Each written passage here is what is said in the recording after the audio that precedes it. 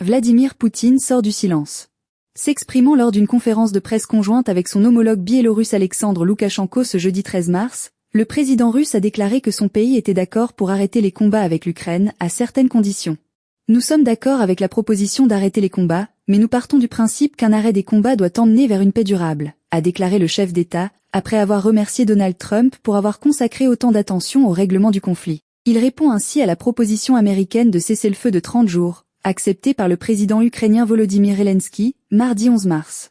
Pour rappel, cet accord conclu à Jeddah, Arabie Saoudite, entre Américains et Ukrainiens stipule que l'Ukraine accepte le principe d'un cessez-le-feu, en échange d'une reprise immédiate de la coopération militaire et du partage de renseignements militaires avec les États-Unis. La réponse de la Russie était très attendue. Le secrétaire d'État américain Marco Rubio avait déclaré mercredi 12 mars attendre des éléments des Russes avec impatience, pour savoir s'il était prêt à accepter ce cessez-le-feu sans conditions préalables.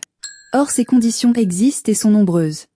Une liste que Vladimir Poutine n'a pas manqué d'énumérer aujourd'hui, estimant qu'un règlement du conflit doit tenir compte de ses causes profondes. Ainsi, le dirigeant de 72 ans est entré dans le détail des nuances. Tout d'abord, que faire de cette incursion ukrainienne dans la région de Koursk? Si nous cessons les hostilités pendant 30 jours, que cela signifiera-t-il? Cela signifie-t-il que tout le monde quittera la région? A soulevé Vladimir Poutine, évoquant également la question de la gestion des autres aspects le long des 2000 km de la ligne de contact. Comme vous le savez, les troupes russes avancent pratiquement dans tous les secteurs de la ligne de contact. Que se passera-t-il pendant ces 30 jours? Cela permettrait-il à l'Ukraine de continuer une mobilisation forcée et un approvisionnement en armes, a-t-il poursuivi. Le locataire du Kremlin, qui avait jusqu'ici simplement dit attendre des États-Unis une information complète sur l'accord de trêve, a par ailleurs rappelé la nécessité de discuter des détails avec ses partenaires américains. L'émissaire envoyé par la Maison-Blanche, Steve Witkoff, a atterri à Moscou en fin de matinée.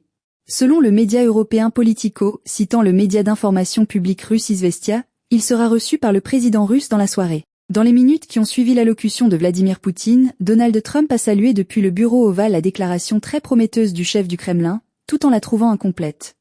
Il a réitéré son intention de s'entretenir de nouveau avec ce dernier.